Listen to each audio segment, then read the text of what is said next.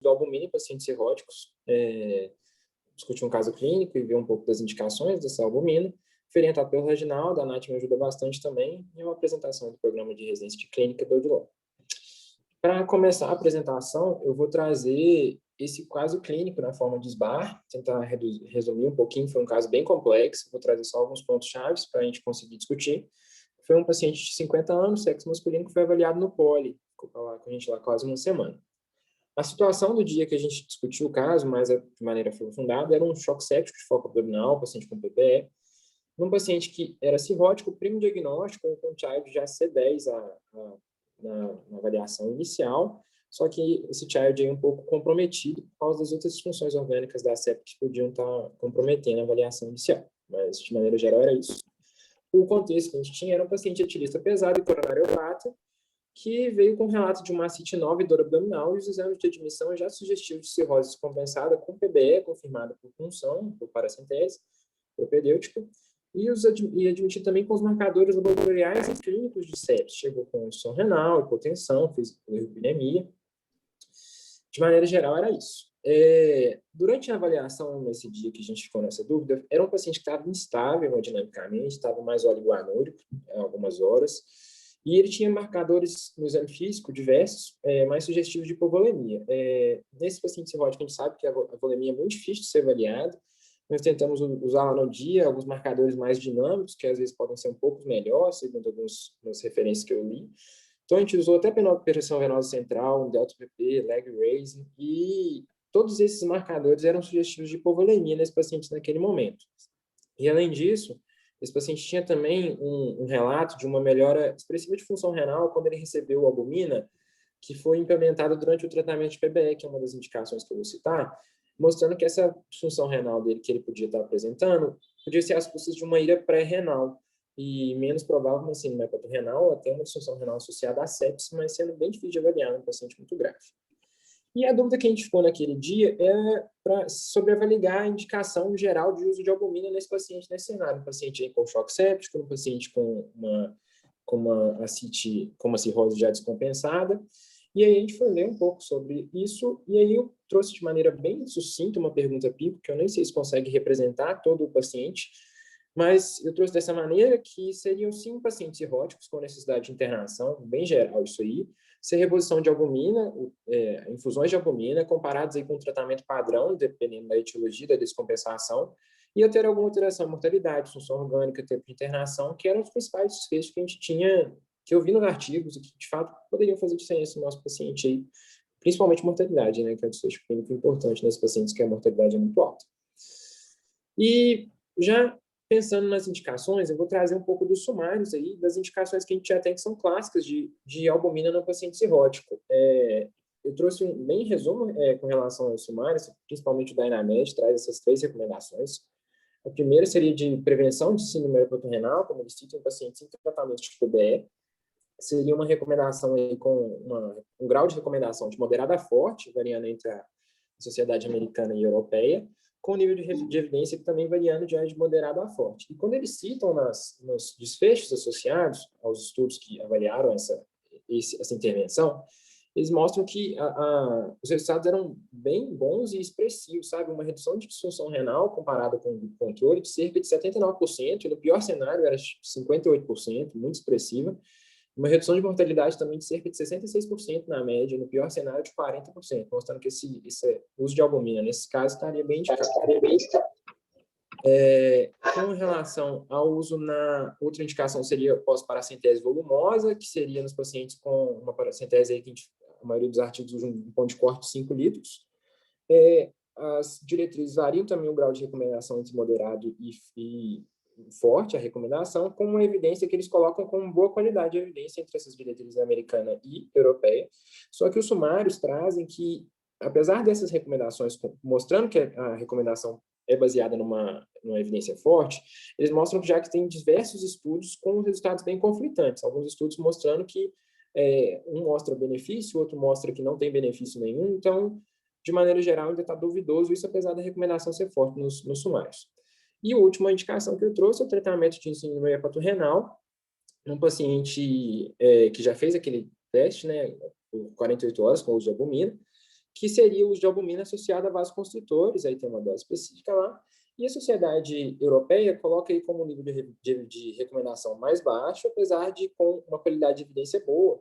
Isso é um assunto que tem sido bem discutido, inclusive é um artigo recente com relação a isso, do uso de albumina e terlipecina, que mostra umas evidências bem favoráveis. Então, essas seriam as indicações clássicas do nosso paciente, e ele recebeu essa primeira indicação, que era o tratamento no tratamento de PBE, adjunto no tratamento de PBE. E a gente ficou na dúvida se teria mais algum cenário que estaria favorável à indicação de albumina, na expansão volêmica e tudo mais. E aí a gente foi ler um pouco sobre isso, e eu trouxe 3 artigos. O primeiro que eu trouxe é esse artigo aqui, que foi publicado em 2011, que discutiu, foi uma meta-análise com revisão sistemática, que discutiu o papel da albumina na ressuscitação dos pacientes com sepse. Esse foi um estudo que foi publicado, igual eu falei, em 2011, e a pergunta pico dessa meta-análise era se em pacientes com sepse, se a ressuscitação com albumina, comparada a outros fluidos, reduziria a mortalidade. Foi um estudo com cerca de 2.000 pacientes, e desses foram 17 estudos incluídos, só que quando a gente vai ver aqui um pouco mais para frente no Forest Plot, cerca de 70% desses pacientes era de um estudo só, que é um estudo bem famoso, que é o estudo SAFE, é um estudo que foi publicado em 2004, na verdade, o estudo original era só para avaliação de pacientes, de albumina em pacientes críticos, e em 2011 foi publicada uma análise de subgrupo do uso de albumina nos pacientes sépticos, lá em medicina intensiva, e eles usaram essa análise de subgrupo nessa meta-análise. E o resultado da meta-análise foi de uma tendência à redução de mortalidade com o uso de albumina nesses pacientes com sepsis, uma redução de 18%, só que aí com uma precisão um pouco maior, que no pior cenário, sem nenhum desfecho favorável.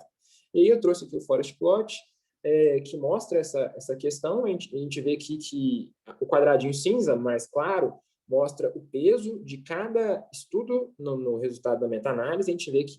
Desculpa, peraí.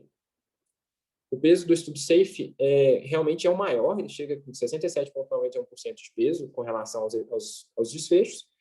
E aqui embaixo a gente tem o resultado, conforme eu já tinha mostrado, de uma redução de 18%, variando de 0,67 até no 1, que seria onde não teria nenhum efeito em mortalidade. Então, aí, talvez alguma melhora no uso de albumina nos pacientes com sepsis. Depois disso, já foram publicados alguns estudos com relação a isso, e pelo que eu li nos sumários, ainda é uma questão que tem dúvida, não está tão consolidada, mas eu vou discutir um pouco disso na conclusão.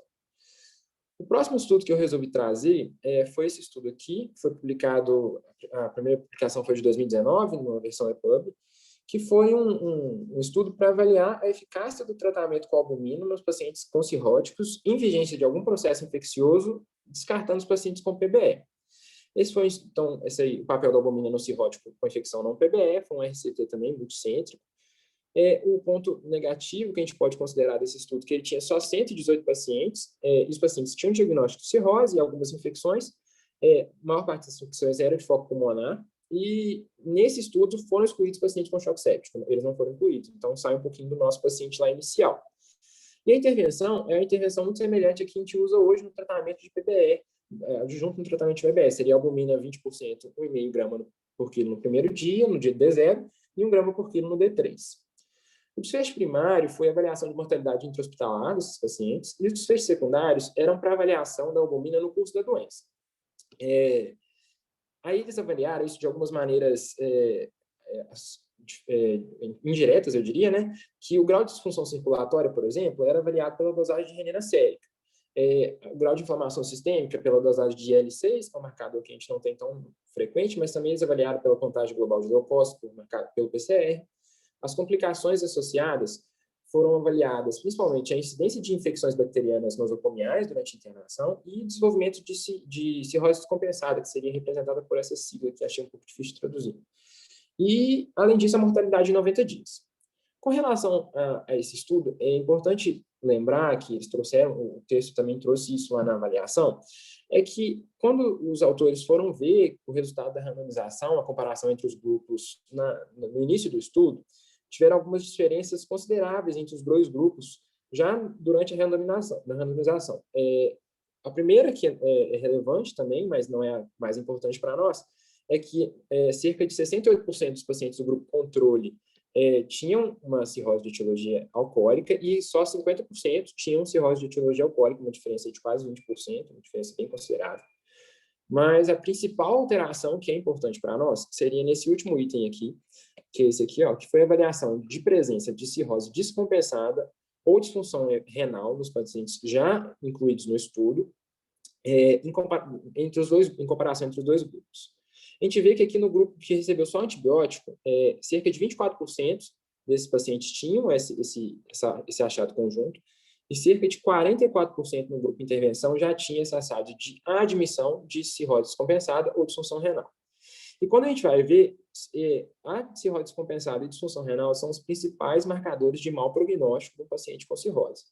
Então, eles mesmos consideram que no grupo de intervenção pode ser que esse seja um marcador que os pacientes eram mais graves e que vai alterar lá no final, no desfecho, nos desfechos que eles avaliaram. Então, talvez os pacientes que do grupo de intervenção já entraram mais graves. Com relação aos desfechos avaliados, o primeiro foi a mortalidade, né, que foi o desfecho principal. A gente vê que não teve diferença entre os grupos, entre a albumina, que é o em azul a partir de agora, e o vermelho seriam os pacientes que só receberam antibiótico. Com relação aos outros desfechos, eles colocaram aqui a incidência de infecções. A gente vê que os pacientes do grupo albumina, que seria essa linha de baixo, tiveram uma incidência menor de infecções durante a internação, com valor significativamente estatístico, e mostrando que seria um papel aí benéfico da albumina nesses pacientes.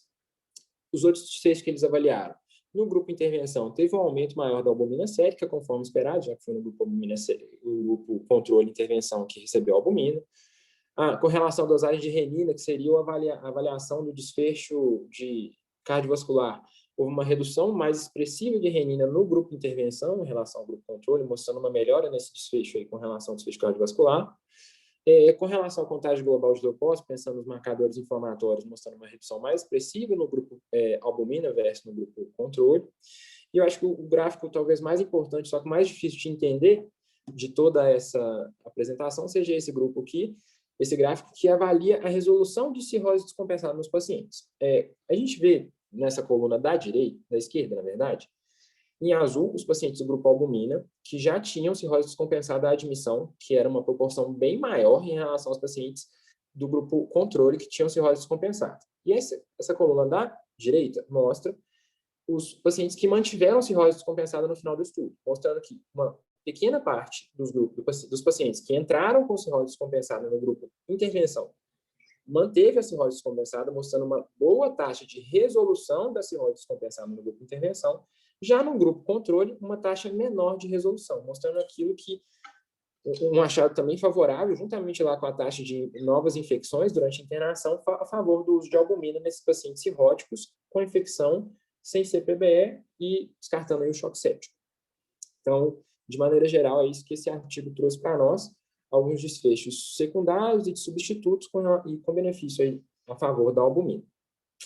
E o último artigo que eu resolvi trazer foi esse artigo que, na verdade, que acho que ajudou a motivar a apresentação, que na mesma semana que a gente viu o caso, saiu esse artigo no dia 4 de março, no New England, que foi sobre o uso de albumina nos pacientes cirróticos hospitalizados, de maneira geral, bem semelhante ao que a gente tinha pensado lá no início.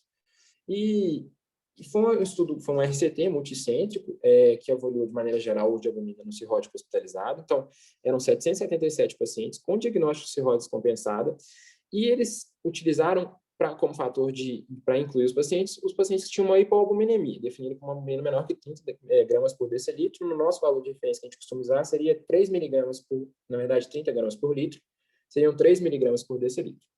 A intervenção que eles propuseram foi de infusões de albumina, 20%, até atingir um alvo de 35%.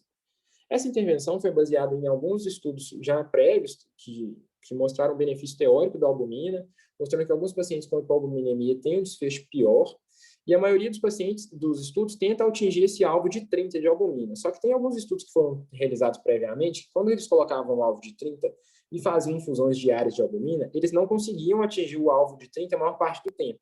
Então, o estudo, inclusive, coloca lá no objetivo da intervenção que eles colocaram um alvo maior para garantir que a maior parte dos pacientes atingisse esse nível de 30 a maior parte do tempo. E os desfechos, o desfecho primário foi um desfecho composto, que incluiu infecção por todas as causas, disfunção renal, morte entre o 3º e 15º dia de internação, e uma internação, e o tempo de internação, se ela fosse menor que 15, se fosse até o 15º dia, né, de maneira geral. E desfecho secundário incluiu diversas coisas, além do tempo de mortalidade, um tempo maior, outras disfunções orgânicas associadas, a necessidade de transplante hepático em 6 meses, alguns eventos adversos graves. E, de maneira geral, o que o Reginaldo até apontou para eu trazer nesse estudo é que a gente analisa na tabela 1 do estudo, a gente vê que os pacientes que foram incluídos, de maneira geral, eram pacientes homens, a gente vê que cerca de 70% de homens nos dois grupos, de uma idade média aí, de cerca de 50 anos. Só que uma pequena porcentagem desses pacientes foi admitida em unidade de terapia intensiva, 2% no grupo intervenção e 2,5% no grupo controle. Poucos pacientes que a gente pode considerar graves, de maneira geral. A causa da cirrose, a maior parte dos pacientes era uma cirrose de etiologia alcoólica nos dois grupos. E o motivo da admissão, a maior parte dos pacientes também eram pacientes com uma ascite, uma descompensação aí por ascite, 60% no grupo de intervenção, 70% no grupo controle.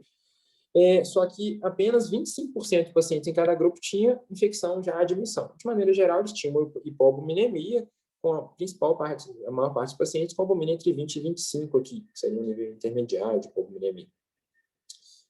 Com relação aos resultados desse estudo que foi publicado recente, ele mostrou que não teve diferença no desfecho primário, nem no desfecho primário, que era um desfecho composto, nem na avaliação de maneira separada dos vários desfechos incluídos, né?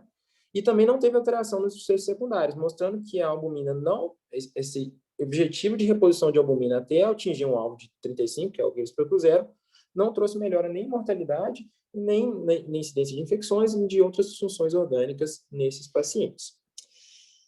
E aí, concluindo já precoce, o que a gente pode, e também trazendo de volta lá a dúvida com relação ao nosso paciente inicial, a gente tinha um paciente de idade média, só que era um paciente com cirrose primo diagnóstico, com choque séptico, e que a gente vê que esse paciente não se encaixa na maior parte dos estudos, ele tem alguns pontos de interseção com alguns estudos. Pensando no uso, na indicação para ele na sepsis, no paciente com choque séptico, a gente vê que a evidência é uma evidência favorável, mas assim, com pouca evidência. Com relação ao uso no paciente infectado com infecção não PBE, a gente tem alguns indícios de benefício, porém as evidências são de baixa qualidade, derivadas daquele estudo, que é um estudo com só 118 pacientes, e que é um estudo que excluiu o paciente com choque séptico, então não inclui o nosso paciente em questão, e que nos pacientes internados com cirrose e hipoalbuminemia, a reposição de albumina visando um alvo de albumina normal também não mostrou alteração dos desfechos avaliados. Então, de maneira geral, eu até comentei com o pessoal, eu continuei com a dúvida se esse paciente teria indicação ou não de receber albumina por todas essas questões, tanto pela cirrose quanto pela sepsis, que eu acho que a gente não tem evidência hoje para bater o pé e falar que esse paciente tinha ou não tinha essa indicação. Fica mais na dúvida, apesar de a gente ter visto aí um resuminho das evidências que eu resolvi trazer. Eu acho que é isso. Essas são as minhas referências. Se alguém precisar de algum artigo, é só me falar. E estamos aí para tirar a dúvida, caso a gente consiga. Deixa eu voltar para ver todo mundo de novo. Pronto.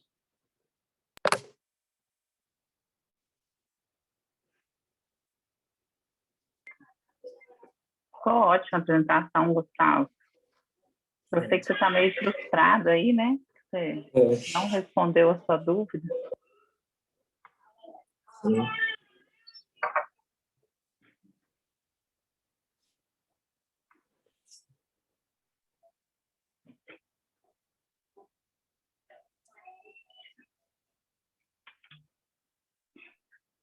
A gente comentou um pouquinho do Albius, né? Que acabou que não deu para colocar, né? Que a gente até mostra esse estudo quando vai fazer a aula de sepsis, que ele é de 2014, teve uma tendência no subgrupo de pacientes com hepatopatia, né? De terem uma resposta melhor, né? Com albumina.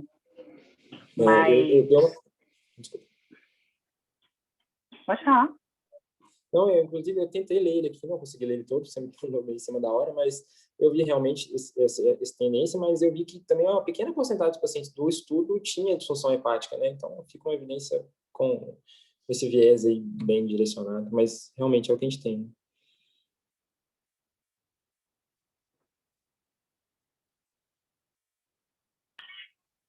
Em casa está meio barulhento hoje. Marlon, você estudou isso mais a fundo também por esses dias, por causa desse paciente? Você quer comentar alguma coisa?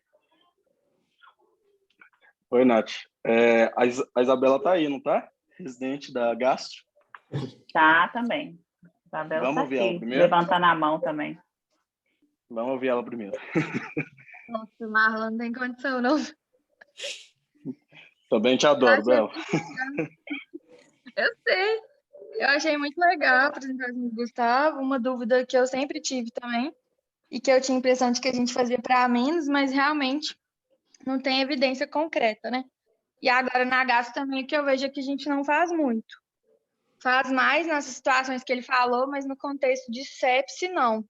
O que eu achei interessante que ele trouxe o conceito de SLF, que eu vim conhecer há pouco tempo, no final da R2, que é, assim, um pouco complexo, principalmente no paciente séptico, que é como se fosse, assim, no meu entendimento, né, muito leigo ainda. O paciente que está descompensado, ele gera um processo inflamatório muito grande e aí ele começa a fazer as disfunções orgânicas. E dá para medir isso através do cálculo do CLIF, que até tem o CLIF-SOFA também. E aí é o seguinte, a gente consegue predizer até a mortalidade desse paciente cirrótico, que vai ser muito maior quando ele gera o SLF, mas até para a gente manejar ele melhor, sabe? Se a mortalidade dele, quando ele começa a fazer o SLF, é tão grande, valeria a pena levar para terapia intensiva? Valeria a pena dialisar?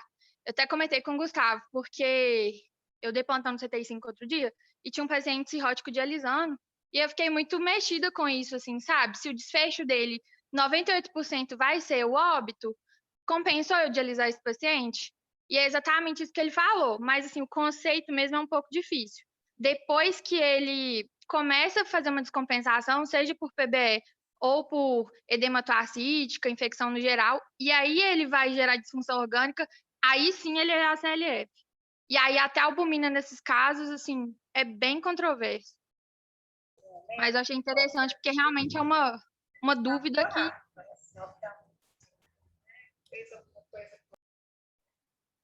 Alguém tá falando? Não, acho que era por engano. Mas a conclusão é que, assim, realmente, a minha impressão era de que usava para menos, mas que realmente não tem evidência, assim, concreta para a gente usar, né?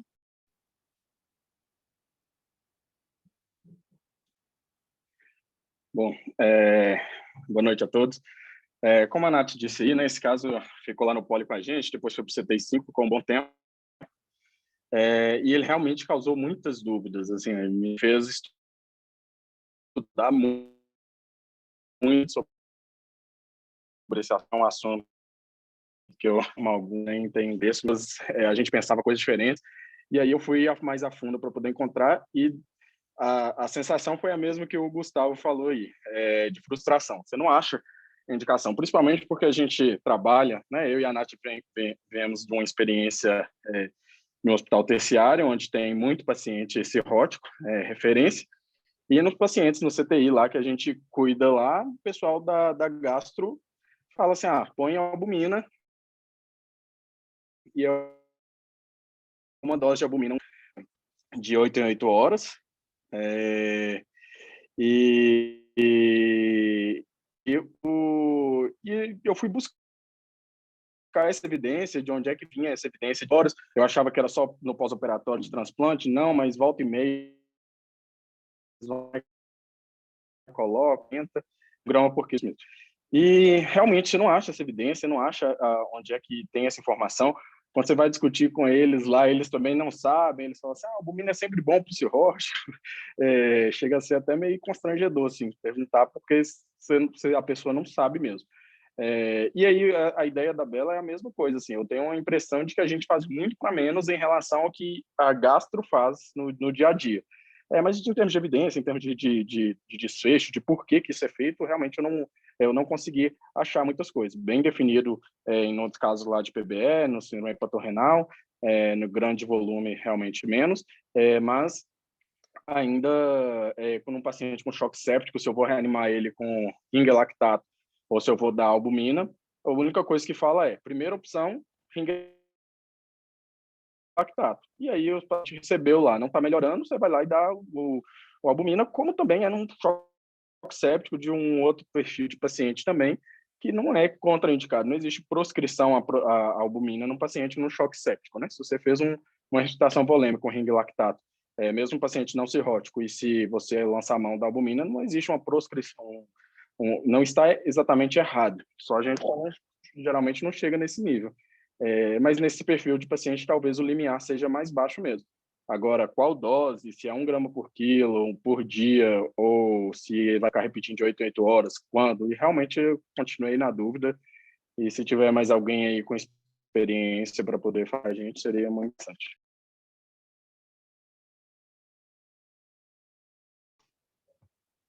Ô Gustavo, queria provocar aqui um pouquinho, ficou claro que não tem uma evidência direta que responda essa pergunta, né? Mas isso vai acontecer demais na nossa prática cotidiana. Aí, nesse cenário, é o que a gente vai usar a gente vai continuar usando, né, saúde baseada em evidências. A gente vai usar o quê? Evidências indiretas. Então, queria que você tentasse aí fazer uma correlação do que você apresentou, do que você viu aí em cenários em que você tem evidência direta, com e transpor isso para esse conceito de evidências indiretas e o que você pode concluir em relação a isso.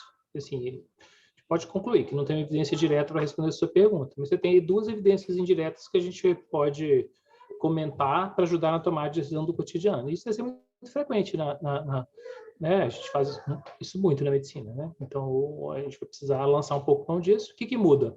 O tanto de certeza que a gente tem. Então, acho que, primeiro, que todo mundo aqui tem que entender que, num cenário de pouca evidência direta, de evidências com mais dúvida, a gente está diante do cenário com mais dúvida. É isso, né? Então, qualquer recomendação que a gente estiver fazendo, a gente vai ter menos convicção de que né, nós estamos muito próximos aí de uma verdade, mas dá para a gente tomar uma decisão. O que você acha? Eu acho que, assim, meio que tentando extrapolar aí, igual você falou, e juntar as evidências a fim de formar uma evidência indireta, eu acho que, pensando naquele paciente que era um choque séptico, um paciente que estava hipovolêmico e tinha uma disfunção hepática, a gente poderia considerar de maneira mais precoce a expansão com a albumina naquele momento, que foi na época o que a gente pensou mesmo, já que tem essas evidências aí, com base em alguns desfechos mais indiretos de melhora de infecção e disfunção cirrose descompensada, e também tem um provável benefício na sepse no paciente com hepatopatia. Eu acho que nesse cenário do paciente que está chocado e tem uma disfunção hepática, a gente pode considerar, juntando os 2 artigos, os 2 primeiros artigos, né, que eu citei. Eu acho que eu pensaria desse jeito aí, para formar uma evidência indireta, uma recomendação. Nath, algum comentário em relação a isso? O que eu falei com o Gustavo, que era para ele pensar por um lado, assim, acho que é por aí mesmo, né? Esse comentário de que lembrar que a albumina existe, principalmente para esse subgrupo de pacientes hepatopatas, principalmente em sepsis. Alguém perguntou aí no bate-papo, né? Se a disfunção renal da sepsis não poderia mascarar a síndrome hepatorenal. É muito difícil saber, né, o que está causando quando você tem uma disfunção renal, e acho que aí é mais um motivo e mais um momento que a albumina entra para tentar auxiliar. Mas, além dessa discussão, né, é importante para a gente lembrar que existe albumina, que muitas vezes a gente esquece, é o que eu falei com o Gustavo, já apelando para um outro, mas não fosse assim, filosófico, né, de que é bom também para a gente saber que é bom não ter certeza das coisas, né? Porque às vezes a gente vê as pessoas muito confiantes. Eu tenho certeza que não é para fazer albumina, eu tenho certeza que é para fazer. Isso aqui foi uma discussão, vai ser um caso que vai nos lembrar que a gente não tem certeza de nada, né? Principalmente por uma dúvida tão complexa quanto essa aqui. Acho que esse que é aprendizado mesmo, né? Para a gente ter. Agora, eu acho que nós estamos muito longe da ausência de evidências, que eu queria reforçar aqui, e muitas decisões que nós vamos tomar, elas são construídas desse jeito que a gente fez aqui. Então, é um exercício complexo, não é banal, que é esse exercício de, primeiro, pegamos o cenário predominante, que é de onde a gente vai tirar as evidências, e depois a gente vai pensar se o limiar de intervenção para aquele cenário ali, ele está favorecendo mais ou menos. Então, a gente pega a evidência central ali, que é a sepse, a gente vai pensar se esse nosso paciente séptico, ele está num cenário, então nós estamos falando de um paciente que a gente mostrou ali que tem uma tendência de evidência de se beneficiar com a albumina, e a gente vai pensar se dentro do universo de paciente séptico, esse paciente tem uma tendência maior ou né, menor ou maior de se beneficiar da albumina, levando em conta que o Marlon já falou, né? Você já fez ali uma primeira reanimação, você já fez um primeiro bolos ali, eventualmente de cristalóide, sabendo que mesmo no cenário desse, até o primeiro bolos, né, nesse cenário específico, poderia ser de albumina também, mas em especial com alguma coisa a mais ali para você fazer, né? E aí eu acho que é nesse cenário que a gente está. Então, fico bastante tranquilo de achar que é uma conduta apropriada no paciente séptico que tem hipoalbumina baixa ou que ele tenha uma disfunção hepática, a gente fazer um trial de albumina mesmo, né? E o que vai reforçar mais? Quanto mais motivo a gente for encontrando para a gente pensar que a albumina pode ajudar, do tipo, é um paciente que está fazendo disfunção renal ali, num cenário de uma hepatopatia fibrosante, mais a gente vai estar juntando benefícios indiretos, a gente vai ficar mais à vontade para dar, né? Mas reforçando isso que a Nath falou, que é um cenário de incertezas mesmo, né? E tudo bem, a gente vive tomando decisões. Agora, isso é bem diferente de sair sacando as coisas, né? De sair fazendo racional fisiopatológico e de falar da pressão oncótica e de falar que vamos dar albumina porque, né, o paciente vamos tirar aqui líquido do intestino. Claro que isso gerou as hipóteses, né? Mas a gente não está dando por causa do racional fisiopatológico, a gente está dando por causa dessas evidências aí indiretas que elas vão diminuindo o limiar para a gente aplicar essa evidência nos pacientes que somam essas indicações. Então, acho que essa que seria aí a moral da história, e eu acho que todo mundo é muito importante entender que isso que a gente discutiu hoje vale para, provavelmente, aí 70% da medicina, né? Então, não é um cenário incomum. Frequentemente, a gente vai tomar decisão baseada em medidas indiretas e tudo mais. Rapidinho, posso comentar rapidinho? Não. Claro. Ô, Gustavo, tem como você projetar? É porque é o seguinte, eu só ouvi sua aula, eu não assisti, que eu estava no trânsito, mas eu ouvi ela toda. Mas me chamou muita atenção. Tem como você voltar? Qual foi a pergunta pico que você fez? Deixa eu abrir ela de novo aqui, só um segundo. Só para fazer um exercíciozinho, aproveitar aqui, eu acho que ninguém comentou, talvez o meu comentário até, como ninguém comentou, talvez não tenha até muito sentido, mas quando você fez a sua pergunta, me marcou. Você fez pacientes com cirrose com necessidade de internação. Quando você fez a pergunta, eu achei, provavelmente pela pergunta que ele fez, ele tende a não achar a resposta. Por quê? Você fez o seu P é um P muito heterogêneo, muito heterogêneo. E a gente, assim, tem alguns estudos, assim, até são estudos muito bons, que o que a gente tem de certeza na albumina? Que usar de rotina, a tendência até de fazer mais mal do que bem, vai fazer mais mal porque a albumina é caro.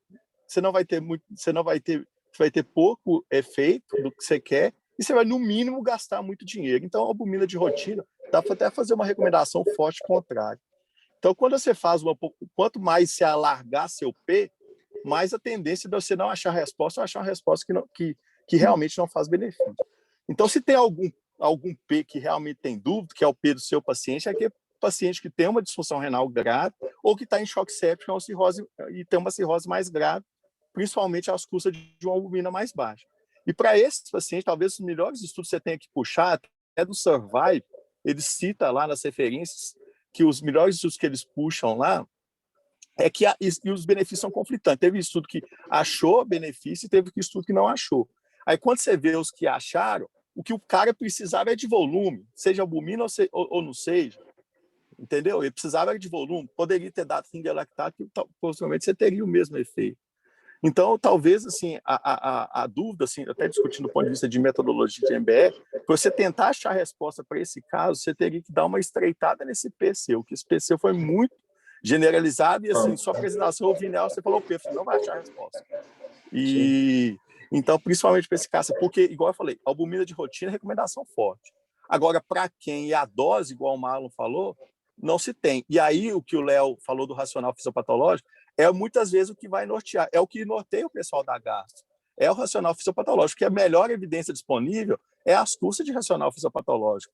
Se o quão isso está certo ou não está, não, mas o que nos norteia hoje da albumina é o racional fisiopatológico no paciente grave, por até não ter muita coisa por fazer por ele. Por ele ser um caso tão grave, e você vai dando volume e não tem resposta, galera, vai, então vamos usar o que a gente tem de racional fisiopatológico, porque às vezes é o que vai nortear. E o que norteia no cirrose, no grave, é isso. Eu só acho que, particularmente, não a gente tem coisa melhor que o racional fisiopatológico, né? Que é o que o Gustavo mostrou ali na meta-análise, que é o uso da albumina no subgrupo de paciente séptico com a tendência de benefício de mortalidade. Isso. Lembrando, ali pensando que o pior cenário é 1 e o melhor cenário é 0,6 e o ponto da estimativa é 0,8. Então, a redução relativa é de 20%. Então, isso não é uma coisa assim menosprezável. Então, eu não acho que nós estamos falando aqui da melhor evidência racional fisiopatológica. Acho que ela pode ser que é a que guia muitas partes das pessoas e vai fazer extrapolar a evidência. Mas diante de um paciente séptico, foi o que o nosso paciente virou, eu acho que essa de parte é dessa. Aí o que a gente vai pensar é o seguinte: espera aí, eu tenho tanto de paciente séptico. Esse meu paciente séptico, ainda por cima, ele é cirrótico, ele tem albumina baixo e ele está fazendo hepatorenal. Isso. Para onde foi o meu limiar de intervenção? Então, acho que essa que é o exercício que a gente tem que fazer, é o exercício complexo de encontrar qual que é o conjunto de evidências que mais se aplica ao meu paciente e quais são as evidências indiretas que vão fazer eu querer fazer mais ou menos aquilo. Então, acho que isso é uma consideração assim, que ela parece complexa, mas sem usar a linguagem de Bé, todo mundo vai entender. Beleza, no paciente séptico, no mínimo, não vai fazer diferença, mas com potencial de fazer algum bem. Então, o séptico que para outras coisas a albumina pode ajudar mais, provavelmente eles respondem por esse grupo que tem um benefício maior. A gente não tem resposta direta, né? Porque esse subgrupo foi uma análise pós-hoc, né? Então, mas é suficiente para a gente considerar, né? E se tivesse que fazer uma recomendação aqui, né? Faria uma recomendação forte contrária de não usar de rotina. E aí as recomendações clássicas não muda, né, da PBE, igual ele citou lá, não muda. E talvez a gente considerar, né, uma recomendação aí fraca contrária, um 2C, de fazer nessa população que você acabou de citar. Séptico, cirrótico, albumina baixa, né? Então, que é justamente assim, que é o... Fraca favorável, né, Lílio? Isso, fraca favorável, 2C favorável. Isso. Uhum. Exatamente. Beleza. E agora, o outro comentário que me deixou muito frustrado é de você falar, é um estudo essa semana. Não, vai ser um estudo. Esse estudo é muito ruim, eu achei. Um P mal selecionado, a forma de medir horrível. Muito, mas muito ruim o estudo. Mas ele não responde uma dúvida. O problema do estudo Exato. é que não responde a dúvida. Né? Ele não responde nada. Ele não responde a dúvida clínica que a gente tem. Né? E o pior é que ele foi desenhado. O que eu fiquei mais frustrado é que foi desenhado para não responder. Não fala mal do estudo que o Marlon mandou, não, gente. Fazendo favor. Ele é mais foi lindo ele aparecer naquela não, se foi o Marlon, eu quero desfazer meu comentário, dizer que o estudo é muito bom. O estudo foi... E que foi mal, Marlon. O estudo foi publicado no England e a gente está aí para poder avaliar. A gente está aí para avaliar as evidências e as publicações que são ruins também. Tá vendo? Tá vendo me xingando à toa? Lineu. Eu aguento o Lineu tem 5 anos. O estudo é bom. O estudo é bom. A questão ele é ruim para responder a nossa dúvida, né? Exatamente. Então, vamos só, né, falar, o estudo é bom, beleza, ele tem uma dúvida ali que a gente respondeu bem. A turma aí que interna aí com uma cirrose, para aquele grupo de pacientes que o Gustavo mostrou, que o estudo mostrou, que é o paciente que está ali mais ou menos de boa, que está com a albumina um pouco mais baixa, tem uma citezinha e tudo mais, você não vai dar albumina. Não sei quem queria dar, mas a gente agora sabe que a gente não vai dar mesmo. Mas quando ele deu, foi essa a minha pergunta, mas para quem, então, entendeu? Foi isso que eu tive. Foi a mesma coisa. Mas beleza, agora a gente sabe. A gente pode virar e falar que não vai dar. Né? Então, ele não ajudou, não. Só para a gente fechar essa primeira parte, então, que são 2 casos clínicos, e o Lineu tumultuou tudo aqui, estou brincando, Lineu. A Luísa, diretamente de São Paulo, está aqui fazendo um comentário, que ela acha que o uso mais amplo do CLIF Score do ACLF ajudaria muito a estratificar quais os pacientes com mais benefício de reposição. Apesar de ela falar que não existe nada que saiba com uma evidência estratificada pelo score. Mas a Luísa é formada por consenso de especialistas. E aí mata, o que ela está dando Isso, opinião? Exato. Eu não estou entendendo. E ainda dá opinião sem falar, sem dar as caras aí. Eu acho que deveria ignorar esse comentário. Não, Luísa, fala aí, diretamente do aeroporto. Olha, então, gente, é só porque eu acho o seguinte. Eu acho que o CLF ele é só uma maneira de estratificar tudo que o Léo já falou aí nesse meio tempo. Assim, uma coisa é um cirrótico que está com 1000 disfunções orgânicas, que a creatinina já estourou, está dialisando, a bilirrubina já foi para 5, E a gente sabe que é um paciente com prognóstico muito pior do que um paciente que tem, além de um child de base menor, fez menos disfunção orgânica, que é um paciente que talvez se beneficie mais dessa reposição, enquanto talvez já seja uma coisa meio fútil ficar fazendo isso com um paciente que tem uma CLF muito alta, entendeu? Eu acho que o Cliff ajuda a ver isso. Assim, se a gente está vendo mortalidade de 99% em um mês, vale a pena ficar repondo albumina vários dias nesse tipo de paciente, sabe? Eu acho que ele só ajuda a estratificar melhor a classificação desses pacientes, entendeu? Eu posso não estar mexendo tanto com clínica mais, mas eu lembro que isso ajudava bastante, inclusive quando a gente fazia nos pacientes no CTI 5, geralmente era uma predição bem boa de mortalidade, sabe? E esse score é validado, ele tem uma validação para prever mortalidade melhor que o MEL de alguns estudos. Depois eu mando para vocês um que eu li na época que o Léo pediu para eu procurar.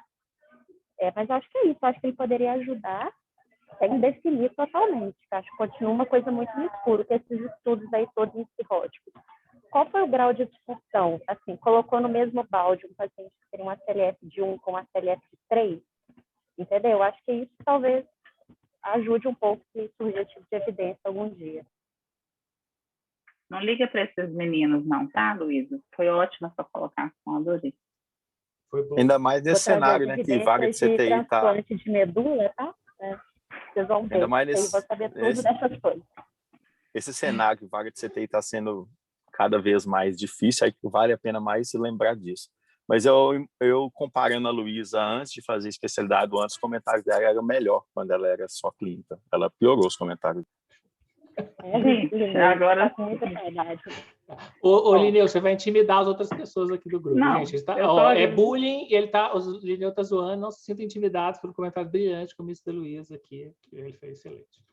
Vamos para aqui, falar nisso, nosso tempo, nós estamos... Nath, você tem que controlar mais tempo. Silencia ele, quando o Lineu começar a falar, você silencia ele. Você que foi muito educado, falar assim, pode falar, Lineu, eu já ia... Não, mas obrigada, Gustavo. Gente, maravilhoso. Depois vai ter um podcast, tá? Vamos para o próximo caso clínico com a Luísa aí. Fazendo favor. Vou compartilhar minha tela aqui, gente. Só enquanto a Luísa compartilha, só queria reforçar que o comentário da Luísa fechou com chave de ouro mesmo, né? Que é aquela história de que você está usando um score prognóstico para definir a mesma coisa, né? Qual daqueles subgrupos de pacientes que vai valer mais a pena ou não a gente pensar. Então, se complementa muito mesmo com o que a gente está discutindo.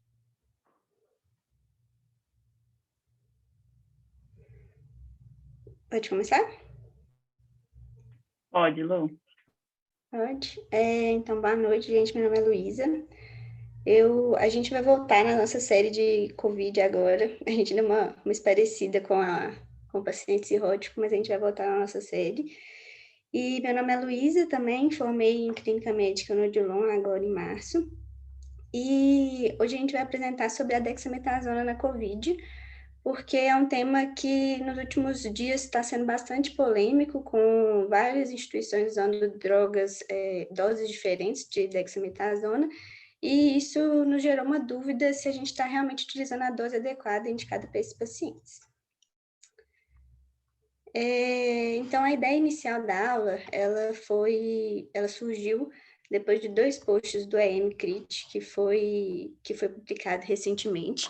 Um deles foi esse que está em cima, que fala sobre doses diferentes de dexametasona, dependendo do tipo de paciente, e esse abaixo, que é mais recente, que foi um post mais baseado no uso da dexametasona associado com outros imunomoduladores, que seria, na verdade, o tocilizumab. E aí ele fala nessa parte aqui de baixo, que gerou... o que gerou bastante dúvida é que se, na ausência do tocilizumab, nos pacientes com PCR maior que 75, a dexametasona de 20 mg por dia talvez seria uma dose mais adequada nos pacientes mais graves. E a ideia da aula é justamente essa, a gente gerar uma dúvida para a gente tentar responder com base na melhor evidência possível se a gente realmente está dando a dose de 6 miligramas por dia por 10 dias, uma dose adequada ou não. Então, para pegar a melhor evidência disponível, a gente sempre vai na pirâmide de Haynes e nos sumários que a gente tem disponível. O primeiro, o UpToDate, ele fala a seguinte coisa a respeito da dexametasona. Ele recomenda a dose de dexametasona 6 miligramas por dia por 10 dias, do mesmo modo que a gente tem usado, ou até alta hospitalar, o que for mais precoce, naqueles pacientes que estejam recebendo suporte ventilatório e oxigenoterapia suplementar. E ele faz um adendo que naqueles pacientes com síndrome de desconforto respiratório agudo moderado a grave, que seria aqueles pacientes com a relação PF menor que 200, se o manejo inicial com a terapia padrão, que seria a ventilação protetora que a Alice falou na última aula, se ela não for resolutiva, né, se ela não estiver ajudando, a dose de dexametasona para esses pacientes de 20 miligramas por dia por 5 dias, mais 10 miligramas por dia por mais 5 dias, ou até, por exemplo, o tempo de ventilação ter terminado, seria indicado nesses pacientes com síndrome de desconforto respiratório agudo, mas que não dá ainda para extrapolar essa recomendação para os pacientes com síndrome de desconforto respiratório com COVID associada, mas que é uma coisa a se pensar aí a longo prazo. E uma dúvida que foi gerada aí numa das últimas aulas foi a dose correspondente de corticoide, então eu só coloquei aqui para ilustrar mesmo. Na ausência de dexametasona, a gente tem outras opções. Lógico que a dexametasona foi o que foi utilizado no estudo que a gente tem mais robusto, mas essas outras doses equivalentes seriam tão boas quanto. E aí, voltando também nos sumários, o Dynamate, ele fala a seguinte questão sobre a dexametasona. Faz uma recomendação um pouco diferente do UpToDate. Ele recomenda o seguinte, ele fala que a dexametasona é uma dose de 6 miligramas por dia, por 10 dias, ou até alta hospitalar, o que for mais precoce. É recomendado naqueles pacientes que têm necessidade de oxigenoterapia, mas com dispositivo ou de alto fluxo, ou de VNI, ou de ventilação mecânica, ou de ECMO, com uma evidência de grade 1A. E naqueles pacientes que não estão nesse tipo de dispositivos, tem oxigenoterapia suplementar, mas sem esses dispositivos, se a dexametasona seria considerada como terapia se o remdesivir não tivesse disponível ou não pudesse ser utilizado no paciente recomendado. E aí, como nosso contexto, né, a gente não tem o remdesivir muito disponível, a gente acaba usando a dexametasona para todos os pacientes com oxigenoterapia suplementar.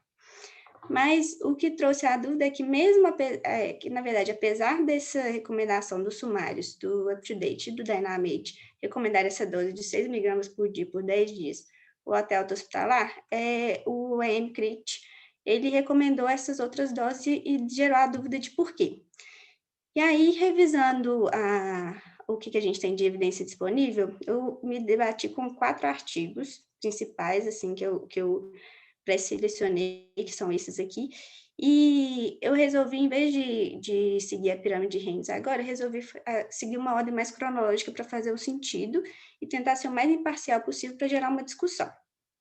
A ideia aqui não é destrinchar o artigo por inteiro, eu vou falar mais os highlights de cada artigo, e aí, se surgir dúvida depois na discussão, a gente consegue destrinchar um pouco mais, só para ser um pouco mais dinâmica a apresentação. Então, o primeiro artigo é esse da dexametasona no tratamento de síndrome de desconforto respiratório agudo, um estudo espanhol que foi feito de 2013 até 2018, em 17 CTIs espanhóis e que agrupou 277 pacientes com síndrome de desconforto respiratório agudo de moderado a grave. E aí ele dividiu esses pacientes em um grupo controle, que recebeu a terapia padrão, que é a terapia de VM protetora, junto com todas as terapias de suporte que a gente tem para esses pacientes, e 138 pacientes foram alocados nesse grupo, e o restante dos 139 foram alocados no grupo da intervenção, que foi o uso da dexametasona de 20 miligramas 5 dias, mais 10 miligramas por mais 5 dias. E aí, o desfecho desse estudo ele separou em 2 desfechos. Desfecho primário, que foi o número de dias livres de VM no D28. Então, ele pegou 28 dias e viu quantos pacientes ficaram livres de VM nesse período. E um desfecho secundário, que foi a mortalidade em 60 dias. Nos resultados, o que chama atenção é o seguinte: não tive tempo de traduzir a tabela, peço desculpas, mas o que chama atenção no estudo é que a maioria dos desfechos que eles colocaram aqui na análise dos resultados teve relevância estatística, com um P menor que 0,05. E o que chama a atenção, principalmente, é que o desfecho primário, ele deu uma diferença de tempo livre de ventilação mecânica de 4,8 em relação ao grupo dexametasona para o grupo controle, com uma relevância estatística importante, e que isso é realmente muito relevante para os nossos pacientes. E no caso do desfecho secundário, que é a mortalidade por todas as causas em 60 dias, viu uma redução de 15% de mortalidade, e com P também significativo, além de outros desfechos que são bem relevantes para a nossa clínica. E, no caso de eventos adversos, não viu nenhuma relevância estatística para o uso da dexametasona, que seria hiperglicemia, novas infecções e barotrauma, nos 2 grupos, na dexametasona e no grupo controle. É um estudo que foi revolucionário, ele foi publicado em fevereiro do ano passado, e a ideia dele foi uniformizar assim, a questão dos pacientes com síndrome de desconforto respiratório agudo, mais característico de moderado a grave, que outros estudos não tinham conseguido fazer. E a dose da dexametasona surgiu de uma extrapolação, que a dexametasona usava uma dose menor para pneumonia, e como os pacientes eram muito mais graves, eles usaram uma dose quadruplicada nos primeiros 5 dias e duplicada nos últimos 5 dias de terapia. Aí, seguindo a ordem cronológica, a gente tem o segundo estudo, que é o Recovery, que a gente está mais familiarizado aí nos últimos dias. Ele, na verdade, é um estudo preliminar, assim, que foi publicado em junho do ano passado, um estudo do National Health, em inglês, e englobou 6.425 pacientes, que separou também no grupo controle com terapia padrão para COVID, mas esses pacientes eram pacientes que tinham aqueles pacientes que precisavam de suporte ventilatório com oxigênio e terapia suplementar, e tinha paciente que também não precisava, mas o que foi o critério de seleção foi ser paciente COVID ou positivo ou suspeito. E aí eles separaram numa proporção de 2:1, controle foi alocado 4.321 pacientes, com base na análise de dados que eles têm, e o grupo da dexametasona foi para 2.104 pacientes, usando uma dose de 6 miligramas por dia por 10 dias. E o desfecho que eles procuraram primário foi de mortalidade em 28 dias. Chama atenção nesse estudo, que é um estudo bastante robusto, né, com um N muito importante de pacientes, principalmente comparado com os outros estudos que a gente vai ver. E na análise dos resultados, por essa curva Kaplan-Meier, a gente dá para ver uma resposta muito importante com a dexametasona, principalmente tanto em todos os pacientes e quando a gente avalia por subgrupos. Então, a dexametasona, só explicando a curva aqui, então a gente tem a mortalidade e os dias depois da randomização, e a gente vai ver a mortalidade em 28 dias. A curva vermelha é a curva da dexametasona e a curva preta é o tratamento usual com um grupo controle. Quando a gente olha todos os pacientes, a gente já vê que a curva da dexametasona tende a ter uma resposta com uma relevância estatística importante e com intervalo de confiança bom, de 0,75 até 0,93. E o que chama mais atenção é que naqueles pacientes com oxigênio terapia suplementar, que seria esse gráfico aqui do grupo C, a gente vê que a dexametasona continua tendo uma boa resposta. Esses pacientes que usaram a dexametasona em relação ao grupo controle continuaram com uma redução de mortalidade em 28 dias, e isso chama mais atenção naqueles pacientes em ventilação mecânica, com N de 1.007 e com uma diferença importante, com um intervalo de confiança de 0,51 a 0,81. E quando a gente vai olhar naqueles pacientes que não receberam suporte ventilatório, que tem um N de 1.500, a gente vê que realmente a dexametasona não teve relevância estatística de alteração de mortalidade e teve uma tendência maior a dano. Então, o intervalo de confiança foi de 0,91 até 1,55, ele realmente passou pelo 1, então não dá para a gente falar que ele só gera dano, mas tende a gerar mais dano do que benefício nesses pacientes que não estão recebendo oxigenoterapia suplementar.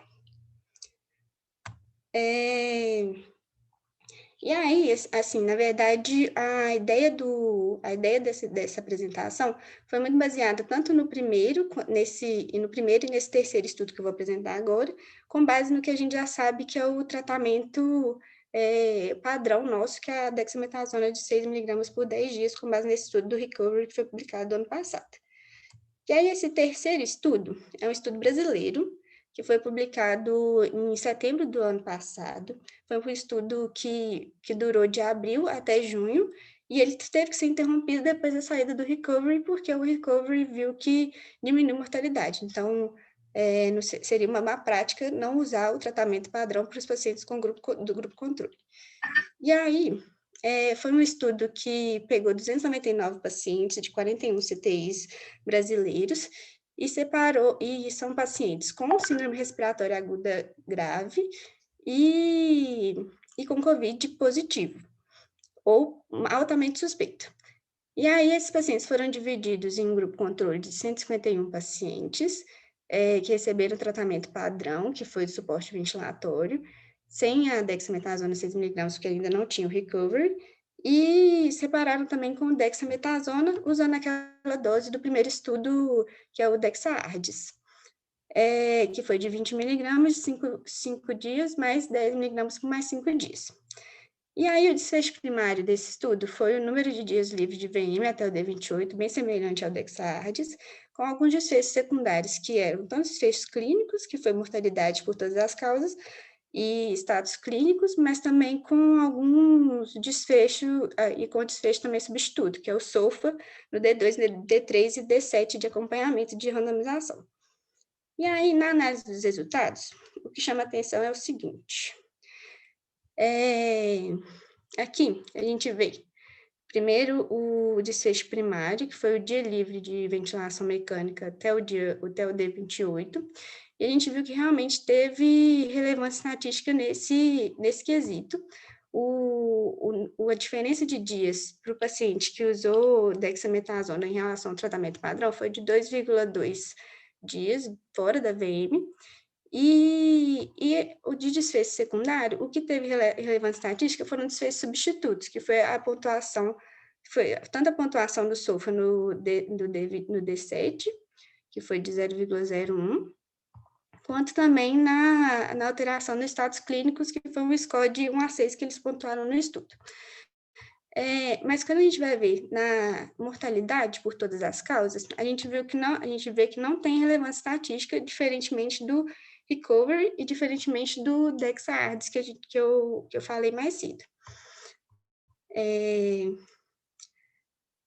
E aí, por último, o que chama atenção é que, na verdade, a gente tem, além desses estudos, a gente tem também uma meta-análise que avaliou esses 3 estudos, na verdade, para a gente poder comparar se tem alguma evidência, assim, se a gente pode fazer uma recomendação com base nesses estudos que a gente tem.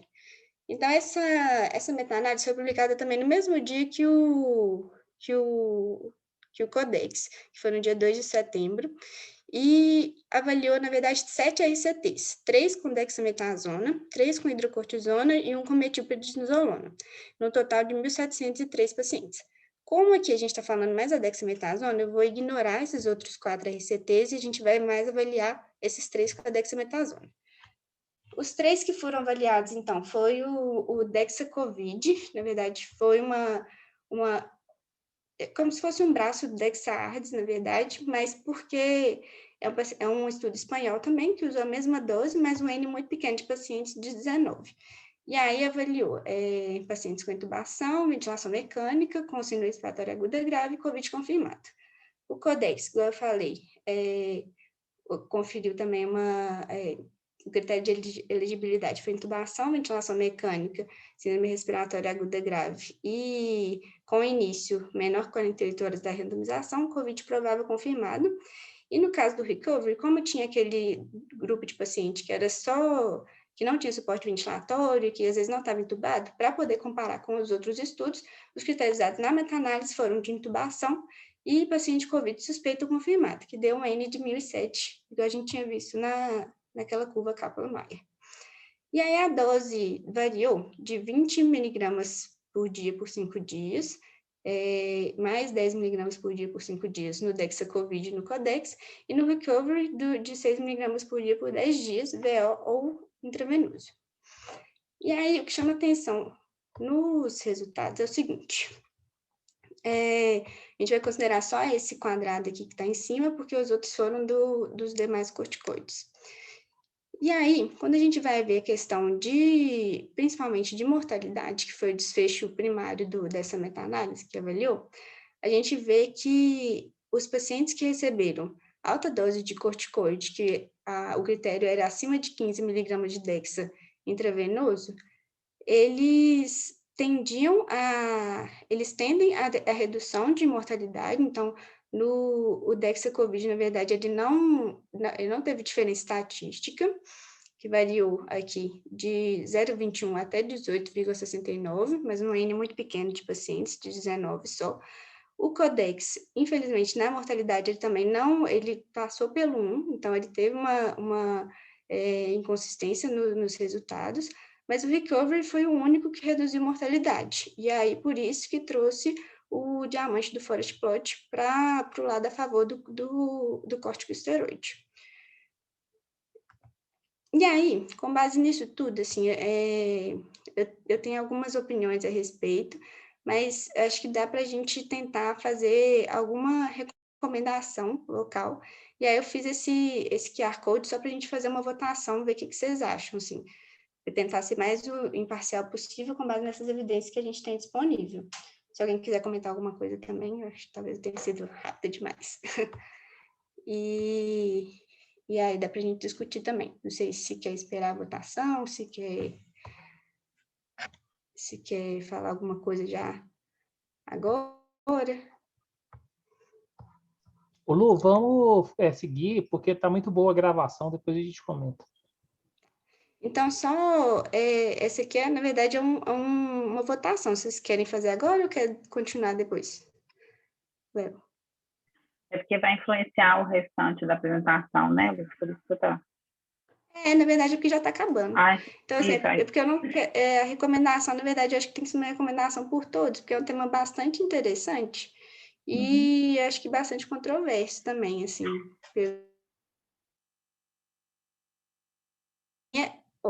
Eu queria ser imparcial, mas eu queria ver a votação primeiro.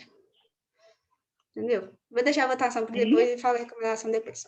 Então, só continuando aqui, a gente ainda vai fazer as nossas recomendações locais, com base nas melhores evidências que a gente tem disponíveis, mas o que a gente tem de novas perspectivas é uma coisa muito boa que me deixou bastante animada, que é um estudo que está sendo feito desde maio do ano passado, que é usar alta dose de dexametasona versus baixa dose para o tratamento de COVID relacionado à síndrome respiratória aguda grave.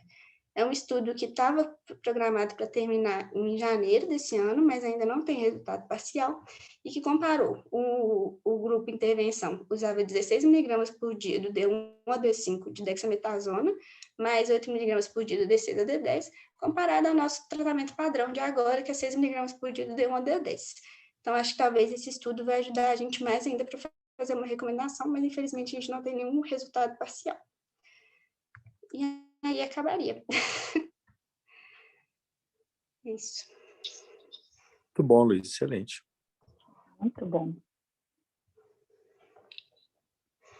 Vocês querem Explica lá, volta naquela da pesquisa para ver se todo mundo entendeu como é que faz para votar. É a mesma coisa que a gente fez numa outra aula, que eu não lembro qual, mas só Isso, abrir a entendi. câmera do celular, né, e apontar para o QR Code, ou Isso, se digitar não der esse... certo, tem o número.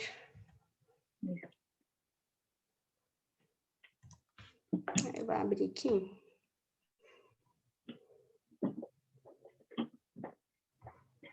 O site é mente.com, MENTI.com.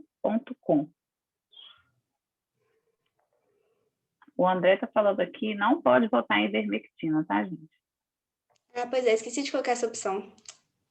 Pois é, Desculpa, André. o André faz uns comentários dele, ninguém fala em bloquear o André, só bloquear eu. Ah, e aí, Stella, hoje é dia dos babies.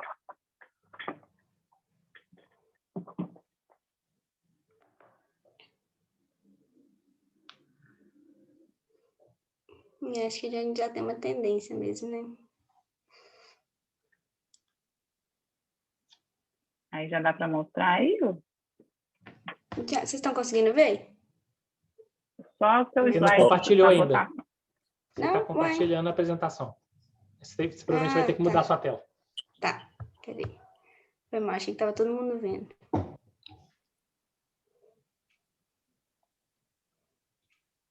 Agora deu, né? Deu. Ótimo. Bacana. Muito bem. Então pronto, Então- votamos, acabou, né? Votamos, acabou. Pois Próximo. é, acho que a minha recomendação seria bem semelhante a essa que a maioria tá acompanhando também. Eu acho que assim, a gente tem uma evidência muito boa do recovery com um grupo, um N muito bom de pacientes para a gente, e que reduz mortalidade nos pacientes com ventilação mecânica também, a gente viu isso pelo gráfico do Kaplan-Meier lá.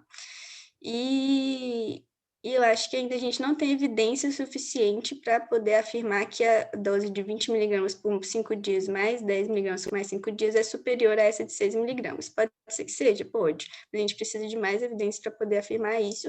Eu acho que esse novo estudo vai poder ajudar a gente muito com essa nova perspectiva. Isso mesmo. Considerações? Ô Lu, ficou excelente a aula, viu? Eu pedi para terminar porque ela está muito boa para a gente, como ela está gravada, né? Ela é uma aula muito boa para quem depois veio assistir, a gente deixar salva, né? Ela está bonita, está clara, você foi bem objetiva, gastou pouco tempo, ficou excelente, parabéns. Tem que dar uma enxutada aí. Eu não Fiquei sei como é que empolgada você um pouco. falou que não teve tempo de fazer a coisa. Você quase não trabalha, quase não faz plantão, quase não faz treino. Pois é, Nath, eu Que tô coisa. procrastinando muito. Ah, nossa, foi excelente. Tá doida? Arrasou, Lu. Foi ótima a aula. Valeu, Mari. Comentários? Gente, eu tenho uma dúvida. Aqui é a Sofia, R1 de Clínica. Que a gente tem visto muito os pacientes com Covid que também fazem choque séptico, né? E aí, nesses casos, eu fico na dúvida de se deveria continuar usando a Dex ou a hidrocortisona. Porque a hidrocortisona tem um efeito mineralocorticoide que agiria melhor no choque séptico, mas ao mesmo tempo ela não tem uma evidência tão boa para o Covid. E aí, como que fica nesses casos? Ótima pergunta. Eu não vou falar porque no primeiro dia nós já palpitamos sobre esse assunto, né? Então, já estou enviesado. Mas eu acho que, na verdade, eu acho que tem muito mais gente melhor para comentar a respeito. Mas a gente tende, Sofia, a trocar, sim, a dexametasona justamente pelo mesmo motivo que você mesmo explicou, assim. A hidrocortisona, embora não seja a primeira escolha para os pacientes com COVID, ela pode ser utilizada como uma dose como uma dose de corticoide equivalente, mesmo não sendo a melhor evidência que a gente tem, e a gente tem que considerar que no paciente séptico é a melhor evidência, e o paciente séptico é um paciente muito grave, né? Então, acaba que a gente acaba mudando, mas pensando nesse efeito mineralocorticoide mesmo, e acho que é isso. Não sei se vocês têm mais alguma coisa para acrescentar. E mesmo assim, no que eu li assim, da dexametasona, eu li justamente isso. Eu não vi nada muito diferente, não. Não sei se vocês querem acrescentar alguma coisa.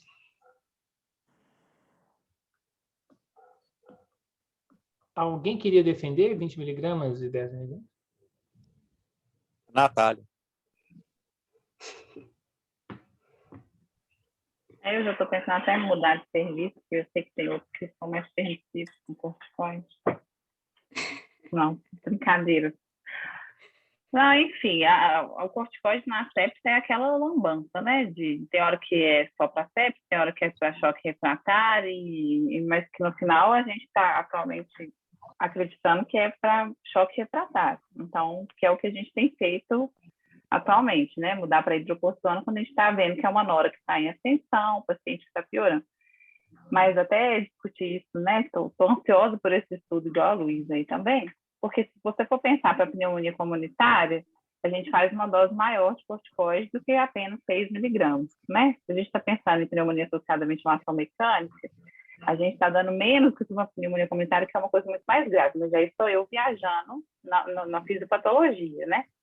E o que esse estudo, o Codex, mostrou também, é que não teve evento adverso, né, relacionado ao uso da dose maior. Então, a tendência de achar que vai mostrar que vai ser melhor a dose maior para esse paciente nosso, que é bem mais grave do que esse cenário que a gente está falando. Mas hoje, a gente realmente não tem segurança para pensar em dar 20 miligramas para o nosso paciente em SARA grave, que seria aquele, a gente não sabe mais o que faz, né, para tentar ajudar o paciente. Hoje, o que a gente tem para usar é 6 miligramas mesmo. Acho que é isso mesmo, né? Igual a Luísa, todo mundo falou, nós temos uma certeza, corticoide é bom para COVID grave. E 6 miligramas todo mundo já sabe que é bom. Agora, pode ter um subgrupo que se beneficia mais de uma dose maior? Pode ter, mas esse subgrupo não está claro para a gente ainda. Como esse subgrupo ainda não está claro, vamos usar aquilo que a gente tem certeza, que é o Dex de 6. Pode ser que amanhã surja que nós vamos usar para SARA grave, precoce, nós vamos usar essa dose? Pode ser, mas ainda está muito incerto para a gente trocar o certo pelo duvidoso.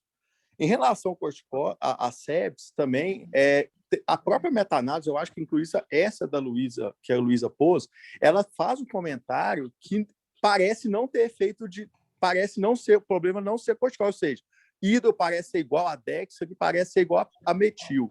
Então, o estilo do corticoide não parece ser tanto problema. Isso nos faz ter mais tranquilidade de trocar a dexa por hidro, quanto o problema é choque séptico, e aí você usar o efeito mineral no corticoide, porque ele já tem meta-análise mostrando que parece não ter tanta diferença entre os corticoides. Parece que o bom é o corticoide. Mas vamos usar a dexa, porque o que a gente tem mais certeza é a dexa. Mas choque séptico pode trocar sem medo nenhum de tá deixando passar alguma coisa.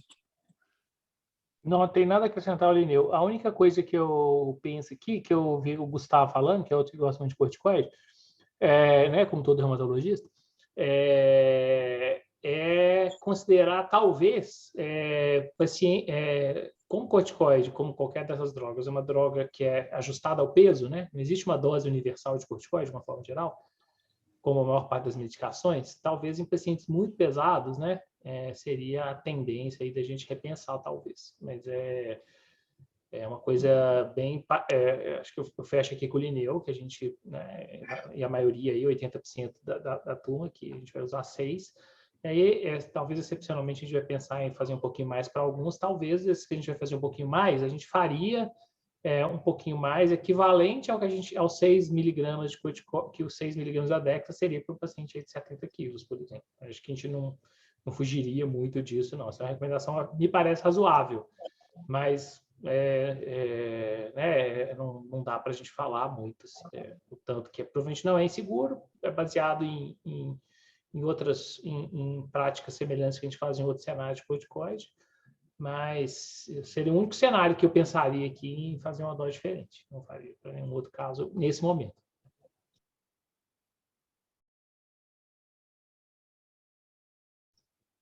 Se não tiver mais nenhum comentário, a gente pode encerrar. Eu não vi se você falou, você colocou um chitãozinho de chororó lá na sua apresentação. Não colocou? O que é? A música, evidência. Nath. Evidência, ó, pelo amor de Deus. Falar, né? Música clássica Ai, meu Deus. brasileira. Eu fiquei ansiosa aqui pensando, cadê? Você achou que ia ter música? Ah, não sei, Evidência. pensei que ia ter alguma piadinha, outra. Da próxima Nossa. vez, desenho. Não é da minha época, entendeu? Eu sou só de Sandy Júnior. Não sou dessa época.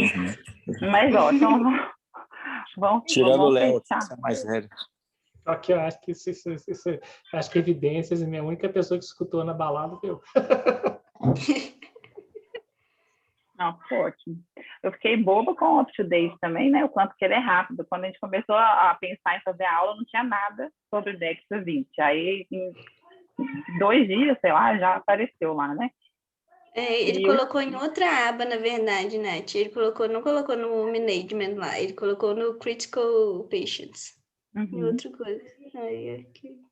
Isso aí é por causa dos blogs, com certeza. Dos blogs e né? Isso é com certeza. Tem a ver com a repercussão dos formadores de opinião. E o Encrit fala, eles são fascinados com fisiopatologia, né? Putz, eles fazem muita coisa. Falei com a Lu que o Scott Weinger me ligou, mas foi no sonho. Ela falou que eu estava precisando brincar mais com a Melina, que eu estava ficando meio doida já. Mas, enfim, só para a gente fechar, esses 2 casos clínicos mostram que não importa de onde vem a dúvida, né? Se veio de alertas, igual o Marlon viu o artigo que saiu na semana do caso clínico, já tinha motivado a gente a pesquisar, se foi por blog, mas qualquer lugar que te gerar dúvida clínica, né, uma pergunta clínica, é legal da gente trinchar e trazer aqui para essa sessão de casos clínicos, né, seja que duvidou do preceptor, ou que é para um alerta, para um blog. Acho que foram 2 discussões muito ricas. E essa é a tendência agora, né? Fica de modelo aí para quem está para semana que vem, tá bom? Sem pressão, mas foram 2 apresentações de alto nível para ficar de padrão, né? Difícil agora, hein? Não vamos aceitar nada menos que isso, né? Não. Léo e Nath, só para encerrar, semana que vem, nesse horário, a gente, né, nessa época de Covid, a gente tem discutido muito até que ponto a gente limitar os pacientes, né? Protocolo de alocação de recursos escassos. E a Fernanda Trindade vai dar uma aula para a gente. O que a gente tem de evidência disponível? Será que está na hora o limiar de limitar agora é menor? E qual ferramenta que a gente vai usar para limitar esses pacientes de forma usando a melhor evidência disponível? Então, semana que vem é uma aula muito boa com a Fernanda Trindade, para quem não conhece os R1s. Ela é preceptora, geriatra, paliativista, uma pessoa ímpar. Então, vai ser uma aula um pouco melhor que essa. Essa aí foi muito boa. Então, vai ser uma aula um pouco melhor que essa e eu acho que vai ser muito rica. Pode fazer propaganda que vai acrescentar bastante para a gente. Olha o Lineu usando ao vivo para impor uma agenda na nossa programação. O que a gente fala? Não, você já desmarcou essa aula 2 vezes. Tá bom. Ô, gente, obrigada, então. Boa noite. Foi ótimo. Obrigada, Lu. Obrigada, Gustavo. Adorei. Obrigado, gente. Tchauzinho. Boa noite. Boa noite, turma. Até a próxima.